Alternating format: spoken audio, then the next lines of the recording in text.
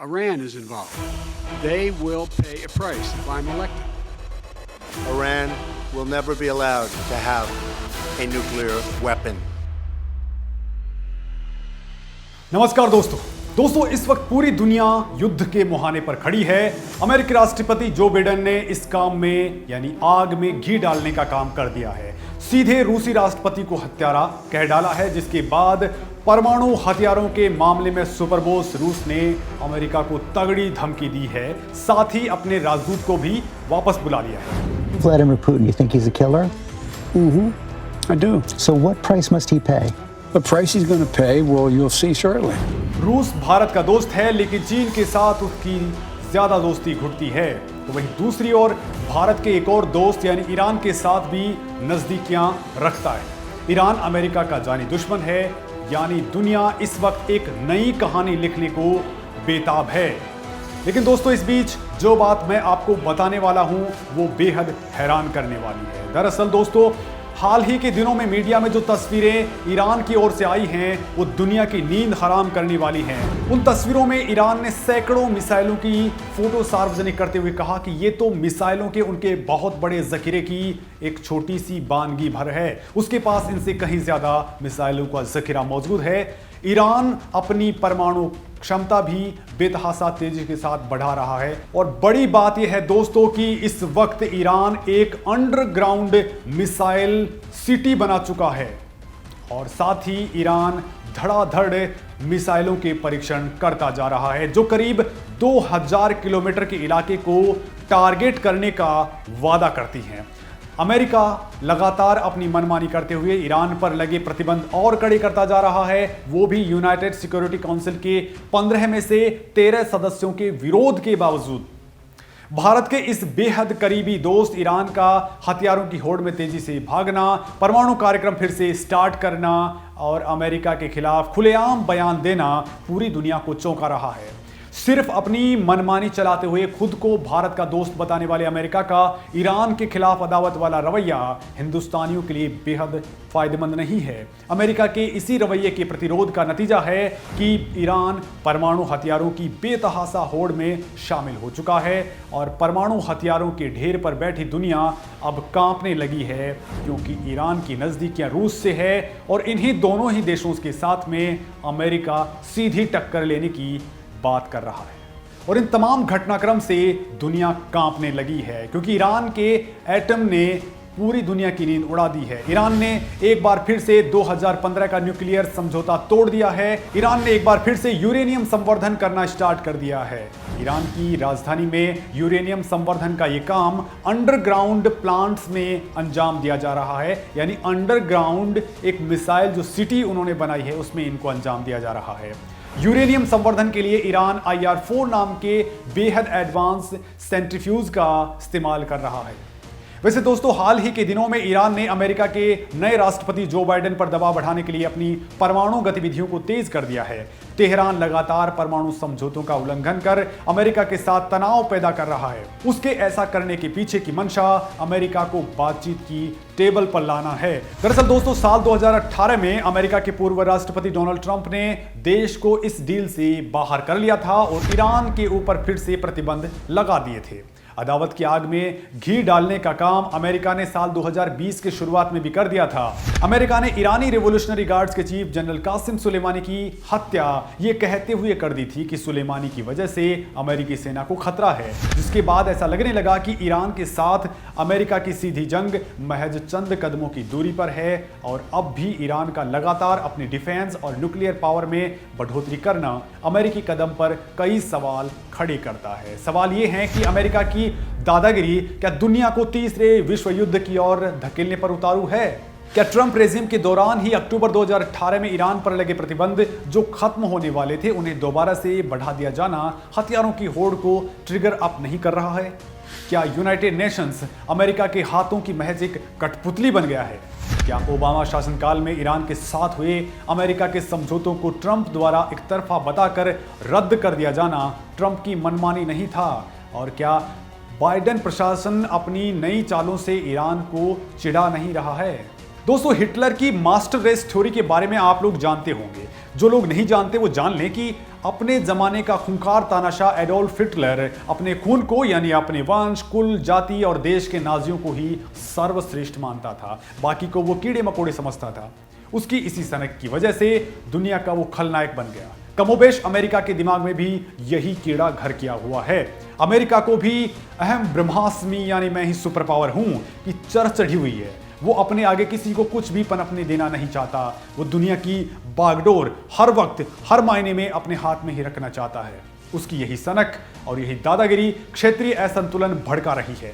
Iran से आई मिसाइलों की नई खेप की तस्वीरें अमेरिका की इसी दादागिरी को ठेंगा दिखा रही हैं। वैसे दोस्तों, ईरान क्यों अमेरिका की आंखों में आंखें डालकर उसको धमकी देने की स्थिति में रहता है, आपको यह जानना बेहद जरूरी है। दरअसल दोस्तों, ईरान में छिपे तेल के अकुत भंडार उससे पैसे के मामले में आत्मनिर्भर बनाते हैं, लेकिन अमेरिकी प्रतिबंधों की उसे काफी नुकसान हुआ था। लेकिन उसके बावजूद भी ईरान भी अमेरिका की रत्ती भर भी परवाह नहीं करता। ईरान जानता है कि चाहे जब वो तेल की सप्लाई बंद करके पूरी दुनिया की दुखती रग पर काबू पा सकता है, दुनिया को पेट्रोलियम सप्लाई करने वाली चेन पर ईरान अकेला ब्रेक लगाने की औकात रखता है। यही बात अमेरिका की आंखों की किरकिरी बनी हुई है।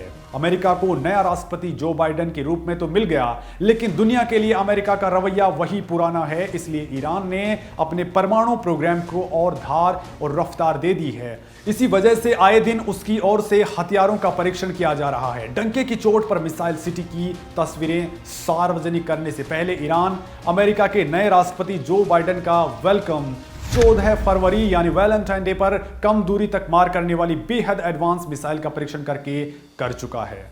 अमेरिका की नींद हराम करने वाली कई मिसाइल ईरान के जखीरे में मौजूद हैं, जो इजराइल और अमेरिका के सैन्य ठिकानों को सीधे जलाकर खाक कर देने की कुव्वत रखती हैं। वैसे दोस्तों, ईरान की पावर क्या है वो भी मैं आपको यहां बता देता हूं कि फरवरी में टेस्ट की गई मिसाइल 300 किलोमीटर तक मार कर सकती हैं। ये स्मार्ट मिसाइलें किसी भी मौसम में दुश्मन को जहन्नुम में पहुंचा सकती है। ईरान की राष्ट्रीय सेना के पास छोटी दूरी तक मार करने वाली मिसाइलों का कंट्रोल है। लंबी रेंज की मिसाइल संसदीय रिवॉल्यूशनरी गार्ड्स के पास हैं। कासिम सुलेमानी इसी के लीडर थे। ईरान के पास 2000 किलोमीटर रेंज की मिसाइल भी मौजूद हैं। इनकी जद में इजराइल और अमेरिकी बेस सीधे तौर पे आ जाते हैं। दोस्तों, मुख्य तौर पे तेल के लिए अमेरिका और ईरान के बीच दुश्मनी दशकों पुरानी है। कासिम सुलेमानी की हत्या के बाद से ही ईरान अपने डिफेंस को और मजबूत करने में जुटा हुआ है। यही पूरी दुनिया के लिए चिंता का सबब बना हुआ है। ऐसे में अगर अमेरिका और ईरान में युद्ध होता है तो एशियाई देशों में सबसे ज्यादा असर भारत पर पड़ने वाला है, क्योंकि भारत की जियो स्ट्रैटेजिक और जियो पॉलिटिकल स्थिति बिगड़ जाएगी। इसका कारण यह है कि भारत के दोनों ही देशों के साथ में अच्छे संबंध हैं। राजनीतिक रूप से ईरान भारत के लिए बेहद महत्वपूर्ण है। ऐसे में उसके किसी भी एक राष्ट्र के साथ खड़े होने में दूसरे के साथ बुराई का खामियाजा भुगतना पड़ सकता है। युद्ध के और बढ़ जाने पर चीन और रूस जैसी महाशक्तियों के भी पक्ष और विपक्ष में आने की संभावनाएं हैं, जो परिस्थितियों को और ज्यादा खतरनाक कर देंगे। दोस्तों, चीन के बाद भारत ही एकमात्र देश है जो ईरान से सबसे ज्यादा कच्चा तेल खरीदता रहा है, लेकिन अमेरिकी प्रतिबंधों की वजह से भारत को इसे रोकना पड़ा था। भारत अपनी जरूरतों का 38% तेल सऊदी अरब और ईरान से खरीदता रहा है। ईरान अगर युद्ध में फंसता है तो ईरान हार्मुज स्ट्रेट से गुजरने वाले तेल के जहाजों को रोक सकता है। ऐसे में दुनिया भर में कच्चे तेल की कमी हो जाएगी और दाम आसमान छूने लगेंगे। खाड़ी देशों में करीब 1,10,000 से ज्यादा भारतीय काम करते हैं, वो मुश्किल में फंस जाएंगे, यानी भारत के लिए बड़ा संकट खड़ा हो जाएगा। दोस्तों, अपने परमाणु कार्यक्रम को लगातार धार दे रहा ईरान दुनिया को परमाणु युद्ध के खतरे में धकेलने वाले दोनों देशों की ताकत में भारी अंतर है, लेकिन ईरान को हल्के में आंकना भारी भूल हो सकता है। आपको बताते हैं कि अगर दोनों देशों के बीच में युद्ध हो जाता है तो कौन किस पर भारी पड़ेगा। दोस्तों, सैन्य ताकत की हम बात कर लेते हैं कि उसमें कौन कहां टिकता है। तो अमेरिका के पास दुनिया की सबसे ताकतवर और विशालकाय सेना है, तो उसके जवाब में सेना के मामले में ईरान की रैंकिंग 14वीं है। रक्षा बजट के मामले में भी दोनों में भारी अंतर है। अमेरिका का रक्षा बजट $716 बिलियन है, जबकि ईरान का मात्र $6.3 बिलियन है, यानी बहुत बड़ा अंतर है। अमेरिका के पास ईरान से ज़्यादा हथियार हैं। अमेरिका के पास एयरक्राफ्ट्स और हेलीकॉप्टर्स की कुल संख्या 10,170 है, वहीं ईरान के पास महज 510 एयरक्राफ्ट्स और हेलीकॉप्टर्स हैं। इसमें भी बड़ा अंतर है। दोस्तों, टैंक और तोपों की बात करें तो अमेरिका के पास कुल 48,422 टैंक और तोप हैं, जबकि ईरान के पास महज 8,577 टैंक और तोपें हैं। वहीं लड़ाकू विमान यानी कॉम्बैट एयरक्राफ्ट्स की हम बात करें तो ईरान के पास 407 कॉम्बैट एयरक्राफ्ट हैं, जबकि अमेरिका के पास इससे 8 गुना ज्यादा करीब 3,318 कॉम्बैट एयरक्राफ्ट्स हैं। दोस्तों, हमलावर हेलीकॉप्टर्स की बात करें तो ईरान के पास अटैक करने वाले हेलीकॉप्टर्स की तादाद महज 100 है, जबकि अमेरिका के पास इससे 64 गुना ज्यादा यानी 6,417 हमलावर हेलीकॉप्टर्स हैं। वहीं सैनिकों की अगर हम बात करते हैं तो अमेरिका के पास 12,81,000 सैनिक हैं, जबकि ईरान के पास सैनिकों की तादाद 5,23,000 है, यानी इससे बहुत ही कम है। जहाजों और पनडुब्बियों की बात करें यानी समंदर की बात करें तो जहाजों और पनडुब्बियों के मामले में अमेरिका और ईरान आसपास हैं। अमेरिका के पास जहाज और पनडुब्बियों की संख्या 415 है, जबकि ईरान के पास 398 है। वहीं सबसे बड़ी बात जिसकी होती है वो मिसाइल पावर की होती है। तो मिसाइल पावर के मामले में ईरान छोटी और मध्यम दूरी तक मार करने वाली मिसाइलें रखता है, जो इजराइल, अरब देश और मध्य पूर्व में अमेरिकी ठिकानों, कुछ यूरोपीय हिस्सों तक पहुंच सकती हैं। वहीं अमेरिका के पास इंटरकॉन्टिनेंटल बैलिस्टिक मिसाइलों का पूरा जखीरा मौजूद है और इस मामले में अमेरिका ईरान से कहीं आगे है। दोस्तों, कोरोना काल में कई देशों के बीच केमिस्ट्री बनती जा रही है, बिगड़ती जा रही है। भारत चीन के तनाव के बीच हाल ही में ईरान के परमाणु कार्यक्रमों ने अमेरिका से उसकी तनातनी को बढ़ा दिया है, यहां तक कि वो ईरान पर लंबे चौड़े व्यापारिक प्रतिबंध और सख्त कर रहा है। ऐसे में दोस्तों, ये ध्यान रखना बेहद जरूरी है कि अपनी महत्वाकांक्षाओं को मुनाफे के लिए किसी भी देश की संप्रभुता के साथ छेड़छानी ऐसे ही टकराव को जन्म देती है, जिसका खामियाजा पूरी दुनिया को भुगतना पड़ सकता है। और इस वक्त जो सिनेरियो बदल रहा है उसमें रूस, चीन और ईरान एक खेमे में आते जा रहे हैं, तो दूसरी तरफ अमेरिका क्वाड देशों का सहारा लेने में जुटा हुआ है और क्वाड में फिलहाल भारत है, जो भारत के लिए स्थिति, ये पूरी स्थिति जो है वो भारत के लिए ठीक नहीं बनती दिख रही है। दोस्तों, हमारा ये वीडियो आपको कैसा लगा आप कमेंट सेक्शन के जरिए हमें जरूर बताएं। साथ ही आप हमारा काम अगर आपको पसंद आ रहा है तो हमारे चैनल को सब्सक्राइब करना बिल्कुल ना भूलें। धन्यवाद।